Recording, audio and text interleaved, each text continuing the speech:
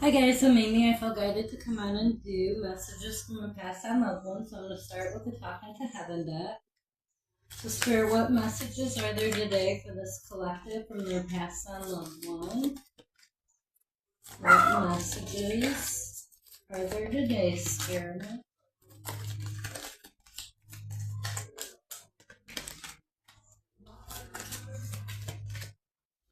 Thank you, Spirit.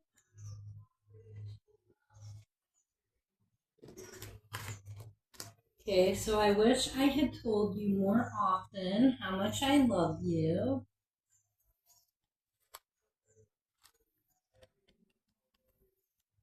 Ashes on the table. Yeah, this is pages 73 and 74, so those numbers could be relevant for you. It's funny, when I first came over here and had a chance to look back at my earthly life, I realized the way in which my own insecurities and fears held me back from expressing the true innermost parts of my heart. I was so caught up in my own day-to-day life that I didn't take the time to express myself like I should have. If you could look up to the sky right now, you would see I love you written by the clouds and closed by the stars. From my spiritual perspective, I know all the little things you did quietly for me and can't thank you enough. Love continues to live on in your heart, and together we can be reassured that it can never die. And then we have My Mind is Free. Okay, pages 79 and 80, those numbers could be relevant for you. You know how much I worried when I was in my physical existence. It seemed as if I spent most of my days and nights feeling anxious about the future, family, money, and the earth. Now I realize that most of what I worried about was never a reality. And those things that did materialize, I brought about myself because fear attracts negativity.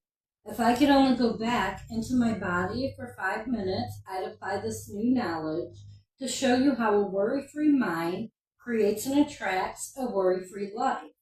This knowledge has completely released me from the bondage of earthly concerns. This is my greatest lesson and one that I hope to impart to you. Give all your worries to heaven and never hang on to them. Be free of worries, and you found the greatest riches of them all.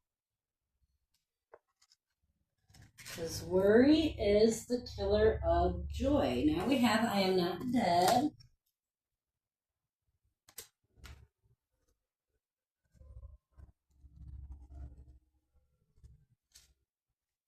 Okay, pages 33 and 34. Doves could be relevant for you. Only my physical body is gone, and I now know that our bodies are just a small part of who we really are. I'm aware that you miss my voice and physical presence, but my soul and spirit are very much alive. The times when you felt my energy, I really was there next to you as I am now. We have each a unique energy fingerprint, and you feel mine when I'm with you. Trust that feeling. I'm actually more alive now than ever before. Gone are all the distractions and stressors that I allowed to rob me of the enjoyment of my life. Now I see how trivial everything was, and that all that ever mattered were the important priorities of love, family, friendship, caring, and helping. But I've also discovered how to turn my regrets into learning and growing. I ask you to do the same. I now see that I never had anything to fear. There is no death, and nothing bad can ever happen to anyone in spiritual truth. Of course, it's important to be smart and careful and always follow your guidance. But please don't forsake joy because of fears, because there's truly nothing to fear. You can let her out here. She wants out. The earth is our school.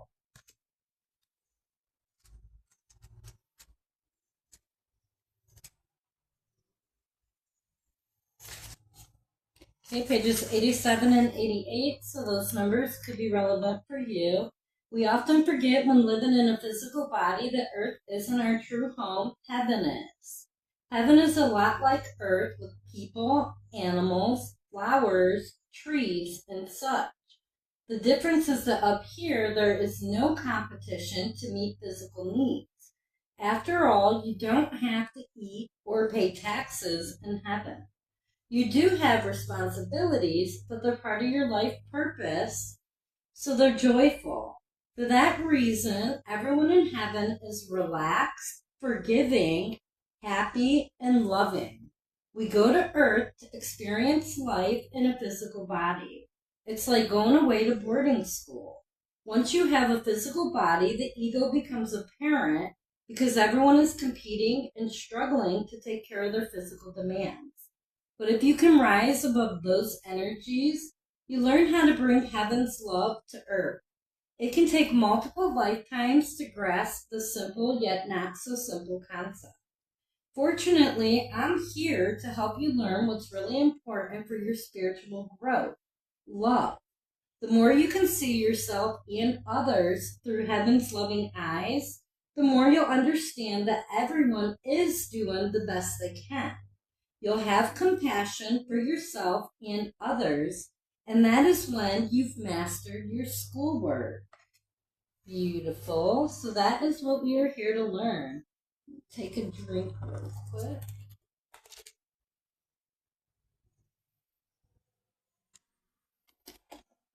Okay, I send you loving signs through nature is next.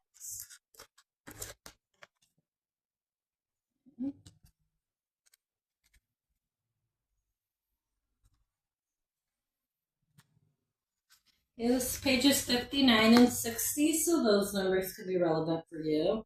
Yes, that is me, sending you signs of my love and presence. I learned how to do this from the angels and from our other loved ones who are here with me in heaven. Together we send you reminders that you are cared for, watched over, and protected by us. We've sent you birds, dragonflies, butterflies, flowers, clouds, and rainbows. Each time you notice these signs, your body's giving you confirmation of who sent them to you. I'm so glad that you're trusting the signs and your body signals. We are so connected, and that includes our connection through nature. I love you. Okay, and then the final one from this deck, you are never alone.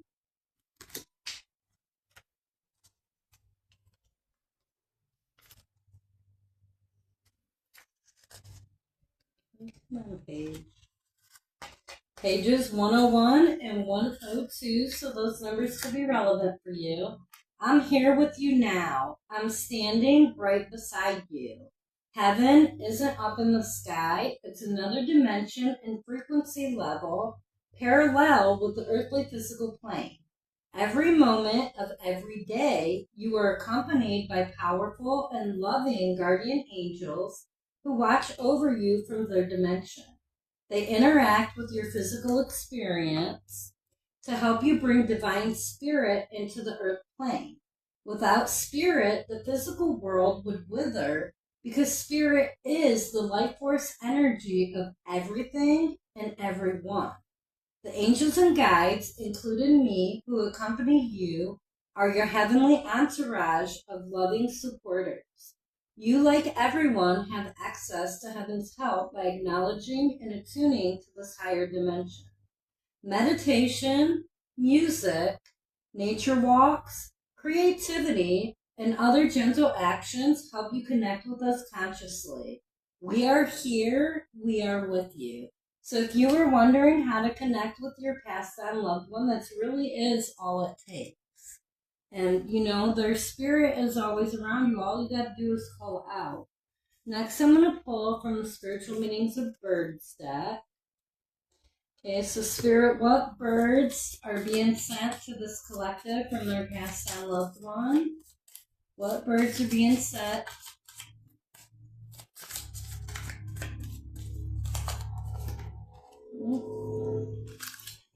Take that one, because I see it. Any other birds? Any other birds, Spirit? Okay, thank you, Spirit.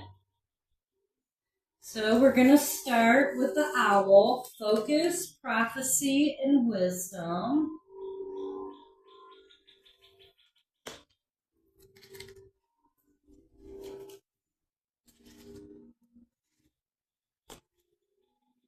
Okay, the owl's on pages 92 and 93, so those numbers could be relevant for you. The owl, with its ability to see and hear very precisely, can cut through obfuscation and murk. It may be bringing you the message that you can do the same if you focus. The owl cannot see anything up close, so it may be warning you to pay closer attention to things. Don't be blind to what's happening right under your nose. See the owl as a messenger from the darkness and uncertainty of life. Instead of fearing it for its news, appreciate and welcome it. You may not want to receive news that is not positive, but having advance notice is a valuable thing because you can prepare. The owl may be reminding you to assess your own wisdom and intuition, to see through illusion or deception, or to trust yourself in a time of uncertainty. Okay, next we have the heron. Patience, focus, self-reliance. And I believe we have herons here. Okay, pages 72 and 73, those numbers could be relevant for you. A heron can be a message to be patient and to choose the correct moment. Stand watch and act decisively when your moment arrives. On the other hand, waiting too long means you might miss your opportunity. The heron wades through the water, stirring up silt and mud to find food. Sometimes you have to stir up some dirt to get information to rise. The heron may also be telling you to do some legwork. Things don't just come your way. You need to get out there and put in the basic effort to lay the groundwork for future success. Okay, next we have the gull, adaptability, balance, and caution.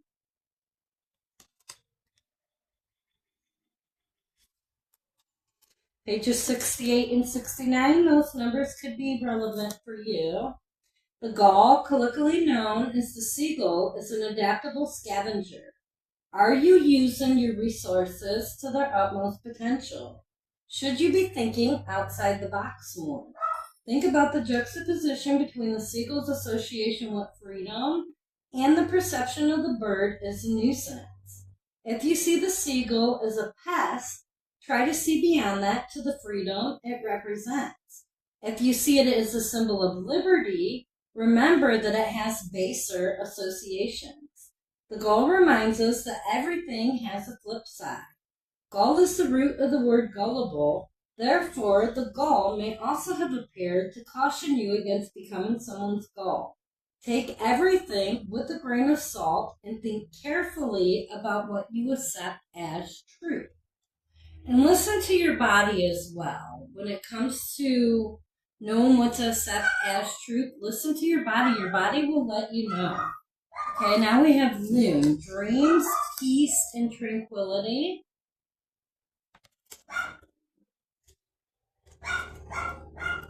Pages 80 and 81, those numbers could be relevant for you. The loon's call is associated with peace and tranquility. As the loon is a water bird and water is the element associated with the subconscious in the dream world, hearing or seeing a loon can remind you to pay attention to your dreams. The loon's cry is most often heard after the sun sets, which connects the loon with the night, the moon, and hidden secrets. The night can also be a time of inspiration, and creativity is sourced from the unconscious or dream realms. The loon may be urging you to let loose and be just a bit crazy for a while. So make sure you're taking time to have fun and relax. Okay, now I'm going to pull from the Healing Waters. Spirit, what other messages are for this collective from their passed on loved one? What other message? Thank you, Spirit. So we have Metamorphosis that came out. Embrace transformation. Things are now different.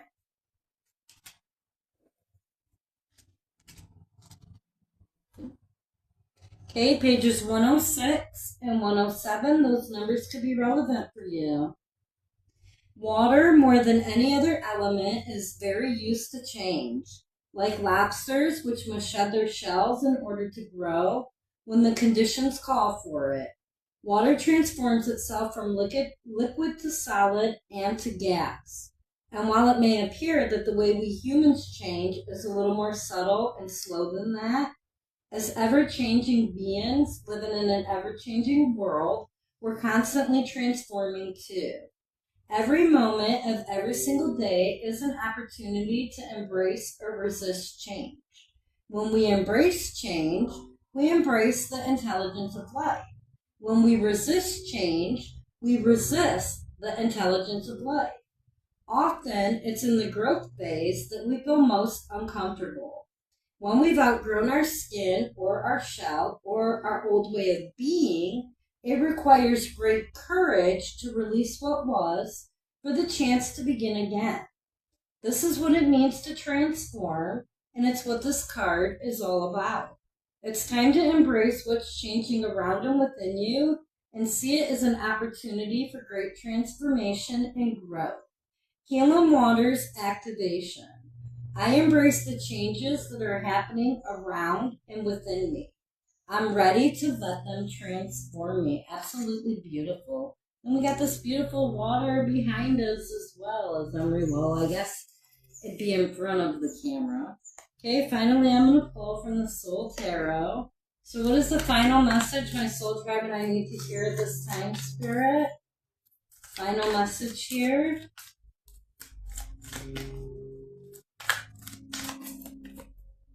Okay, thank you, Spirit.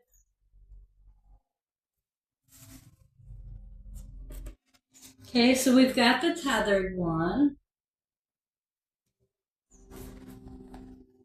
Number 12 in the Major Arcana.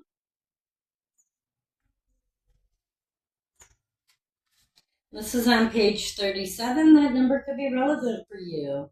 The last leaf on a bare winter tree. The tethered one is a transformative, chrysalis-like process that holds us in place and helps us clear, release, and process anything that we are no longer meant to carry forward. How can we surrender to the steep process? And that's what we were just talking about, trusting the universe and releasing control to the universe. Stop trying to control everything. Next, we have the Eight of Pentacles.